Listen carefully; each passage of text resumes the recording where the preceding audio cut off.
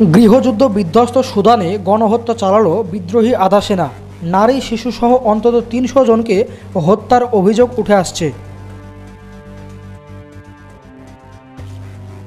রাজধানী খার্তুম হাতছাড়া হয়েছে কয়েক মাস আগেই। সেনাবাহিনীর প্রত্যক্ষ তত্ত্বাবধানে গঠিত হয়েছে অন্তর্বর্তী সরকার।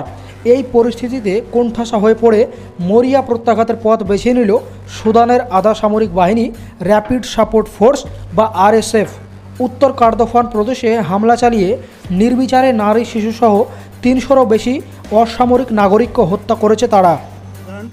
تنطلق فيه قوات المسلحة لتطهير كل شبر متبقي। 2023 সালের এপ্রিলে শুরু হওয়া গৃহযুদ্ধের প্রতিপক্ষ সুদানের সেনাপ্রধান জেনারেল আব্দুল আল ফাত্তাহ আল বুরহান এবং দেশটির আধা সামরিক বাহিনী তথা RSF-এর প্রধান জেনারেল মোহাম্মদ হামদান ডাগালো এই দুইজন জেনারেলের বিরুদ্ধেই মানবাধিকার ভঙ্গ, লুটতরাজ, নৃশংসতা ও ধর্ষণে মদতের অভিযোগ রয়েছে।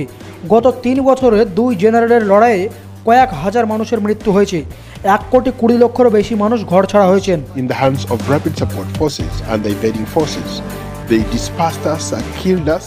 RSF-এর হাত থেকে রাজধানী খার্তুম দখলের পরে গত মে মাসের গোড়ায় জেনারেল বুরহান সুদানের নতুন প্রধানমন্ত্রী হিসেবে রাষ্ট্রপুঞ্জের প্রাক্তন উচ্চপদস্থ আধিকারিক আল তায়েব ইদ্রিস আবদেল হাফিজের নাম ঘোষণা করেন। গঠিত হয় অন্তর্বর্তী সরকার। এরপরে গত কয়েক মাসে আরও কিছু এলাকা থেকে জেনারেল ডাগালোর বাহিনীকে পিছু হটতে বাধ্য করেছে সুদান সেনা। এই পরিস্থিতিতে মরিয়া হয়ে RSF বাহিনী সোমবার রাতে বারা শহর এবং আশেপাশের গ্রামগুলিতে গণহত্যা চালিয়েছে বলে মনে করা হচ্ছে। হামলার পরে ওই এলাকার কয়েক হাজার বাসিন্দা পালিয়ে গিয়েছেন বলে মঙ্গলবার প্রকাশিত এক রিপোর্টে উঠে এসেছে।